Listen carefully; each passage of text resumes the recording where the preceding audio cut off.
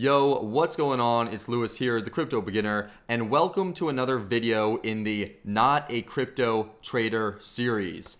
This is the series where I go through signals that I get and I do the TA for them, so I know they're good signals because they come from amazing traders, and I do the TA to help me personally get better at TA and to help you. Maybe if I'm doing a good job, it'll help you figure out a few things along the way too. This is in conjunction with my $100 to $1,000 series. Sometimes though, I will take the trade. Sometimes though, I won't take the trade. It all really depends. Today's trade is going to be LRC or loop ring. I already have my buy zone along with my targets and my stop loss. So now let's get into the TA on loop ring LRC BTC on Binance and see what it is all about and how I go about doing it. Okay, so here is loop ring BTC. I am using TradingView right now and I have a blank chart. The first thing that I like to do is I start off on the monthly and I like to plot trend lines. So that's the first thing that I'm going to do. I'm going to put this right here and I'll put this one right here. And we have a nice trend line going up. And the second thing that I like to do is to plot the support and the resistance levels with a horizontal ray. Right now, this right here is the resistance level that we have. And this is on the monthly. There's not really any other resistance levels that we could see. So let's move down to the weekly. Now we're at the weekly. We can zoom out a little bit, make our trend line a little bit more accurate if you want to do that. That looks pretty good with the 1 touch, 2 touch, 3 touch almost. Boom, boom, boom. So here, here, here. And it's following an upward trend. So that's pretty good. Also, we have, now you could also say that there was this right here because it hit boom, then it hit boom, then it hit again. And then we had some resilience right here. And this looks like it's about right. So this is the weekly trend. And now I could see why I possibly have gotten a signal. It's because this has just broken out. So now we have those for the monthly and the weekly. Let's go down to the daily chart. Bring this up. Just make it a little bit more fine-tuned. It looks like it's pretty solid, to be honest, right there. This one, what if we bring this up to there, and then we put this right here. This might be it. What if we try down here? I mean, this might be it as well. You sort of just have to mess around with it until you get it. This looks fine to me. Not really going to mess around with that anymore. And we're going to see if there is any support and resistance lines. I actually forgot to do that on the weekly, so I'll go back to the weekly and do that. Horizontal line. This one right here, you know, it closed right here and it closed right here and then opened right here. So that is definitely a support or resistance level. Right now it's acting as resistance. As you could see, it shot up right here and then came back down this week.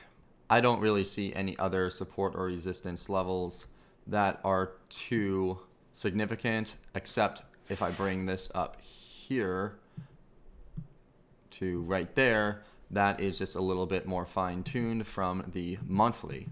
Now we could go back down into the daily and check out some more levels. It looks like this is a pretty good level right here, as it was resistance once, 2, 3, 4 times, 5 times, and then it spiked through, and then it was support 1, 2, 3, 4 times right now. So this is a good support level we have right now. This is a good resistance level we have right now. I could also see right here, it looks like there is another level that might be a good support slash resistance because of all of these touches, along with this one right here. So now that we have these, what I'm going to do is going to go into the 4 hour, see where we are. Of course, we are right in between the support and the resistance levels. And I actually forgot I should do a trend line on the weekly that is breaking. But right here, you could see, okay, we've broken out of this. So that makes me think that possibly the next level we'll see is this right here. We'll see after that is this. So let's see what we got. Okay, so now that I have my support and resistance lines along with my trend lines and a few areas, I want to clean up my graph a little bit. So I realized something, that this color is just way too like bright and it's not really good looking. So I'm going to just make this a little bit better. Okay, now that we have that, the next thing to do is the Fibonacci. Fibonacci lets you see or get an estimate of where the price is going to go and where the price is going to be. You know, I feel like putting it all the way up here, I think that that's way too high. So I'm going to put it right here. And this is pretty cool because you could see lined up directly at the 786 level down here. And because this lined up directly at the 786, this lines up right here at the 618. So normally what happens is after a really big run up, big parabolic run up like we saw right here, it'll go down and it'll retrace either to the 618 or to the 78.6 before bouncing back up again. And so that's literally exactly what happened here. It bounced off of the 78.6 and went up to the 61.8, and then it had a little consolidation for a week, and now it's broken out past that. So the next thing that I want to do is go down to my daily, and then I'll back it up a little bit, and I'll try to find a fib level that's close, you know, to what we're looking at. So if we do the fib on the daily, we could do from the high down to the low, and this will give us a good estimate of where we're gonna go. And so look at this. Before, you know, this level right here, if we scroll back, this was the 78.6 on the weekly, and then this was the 61.8 on the weekly that we consolidated from. Well, now that we came down, I'm doing it from the top to the bottom, and this level right here is the 61.8. And look at that. It goes directly, you could see right here, this right here, this lines up precisely with the 61.8. So that was the good resistance level, and then it usually falls back down and then comes back up, and it tests it a couple times. It only really tested it like once, and that's where this downtrend is. But then it broke this downtrend, and then it came up and it tested it again, and it had some resilience, but now it broke through the 618. So since it broke through that, I think that it's going to continue to keep on going up, and so did apparently my signal. So I'm going to base my target levels off of this. Now let me just get rid of these things right here, because this right here is no longer necessary, and I don't really think that this is too necessary anymore. But what we're gonna do is we're just gonna bring it down, make it super thin. And so now what we could do is we could start to put in our target levels. And so the first target that I'm looking at right now is probably going to be somewhere between this right here, this previous resistance, and this right here. So if we scroll back a little bit and we take our rectangle tool, this will be target number 1. Somewhere between the previous high and the resistance that we're seeing right now. Let me just color this green as in target number 1, and I want to put the text in it, target 1. Oops. Okay, and I'll just put that right there. And then I'll scroll this out again, and I'll move this, and I'll bring this up so you can see right there. Put this right here. And now we need to do target number 2. So this is target number 1. So target 2, I think, would be somewhere right around here, because this is where that other resistance was, you know, boom, boom, boom, boom, boom. So what I'm going to do is I'm going to take another box and I'm going to put it right here for target number 2. That was my dog, by the way. And I'm going to copy, paste, put this right here. And then target number 3, this is a really good target number 3, which will be right here, because this lines up perfectly with the, you could see right here, the 168. You can't really see this very well. Let me change this color to green maybe, and I'll click OK for that. And yeah, this is going to be target number 3. So let me put that right there. And that's because this is right where the 1.618 is, the extension is, and also it falls in line with exactly where the previous resistance was. You know, you can see a bunch of resistance right over here. So there you go. This is the good buy zone, and then this is the target 1, target 2, target 3.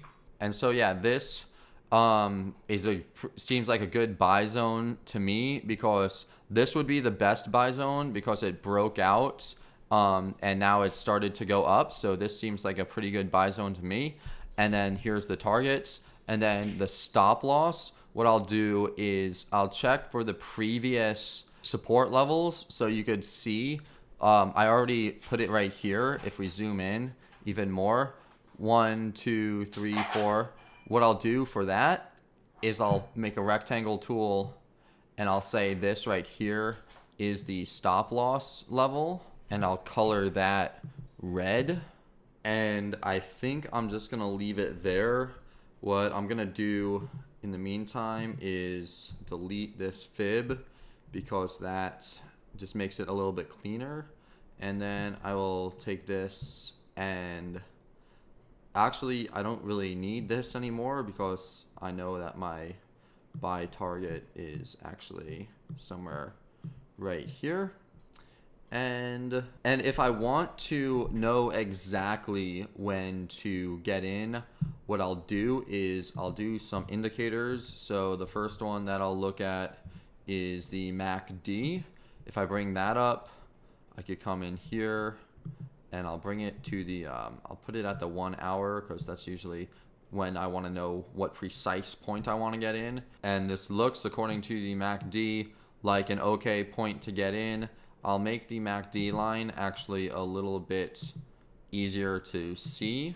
I'll make that green, but I'll make it a brighter green so you could check that out. See, the MACD, it crossed it, and that was a good time to buy right around here, or exactly right here.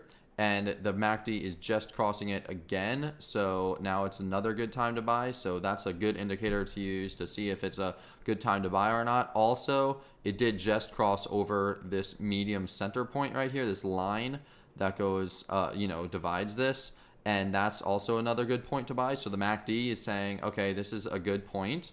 What about the RSI? If you go up to indicators and the RSI, and you could click on that, you could see if this is a good point. Once again, I will make this just a little bit brighter for you guys. So I'll make the RSI a bright red instead of that dull red.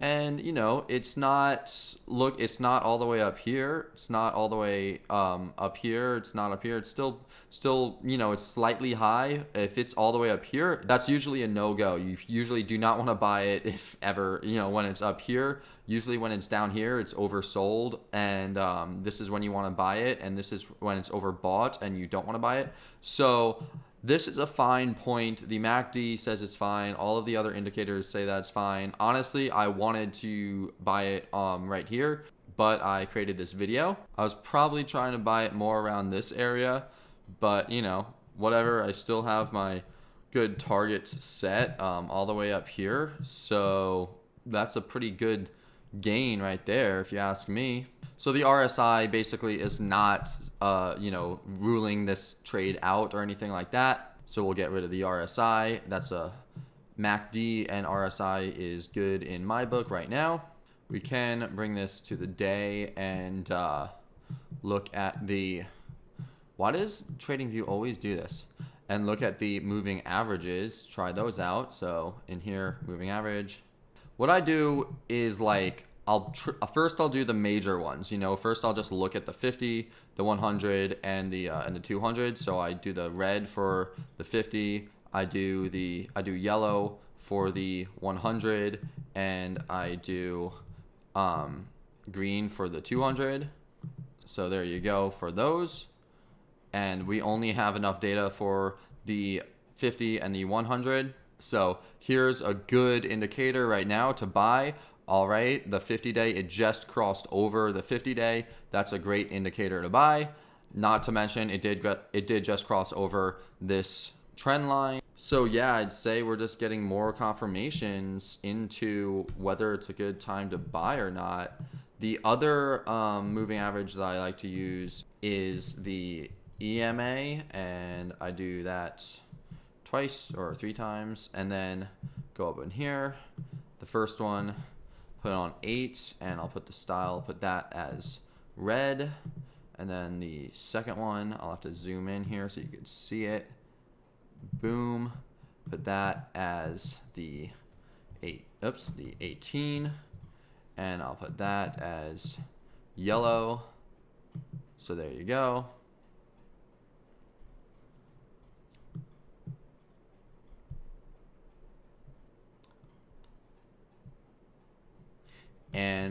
And this is another indicator. As soon as the red crosses over the yellow, as soon as the 8 crosses over, as soon as the 8 crosses over the 18, that's a good time to buy also. So that's another good indicator, and it's been riding it. So yeah, I mean, positive indicators across the board.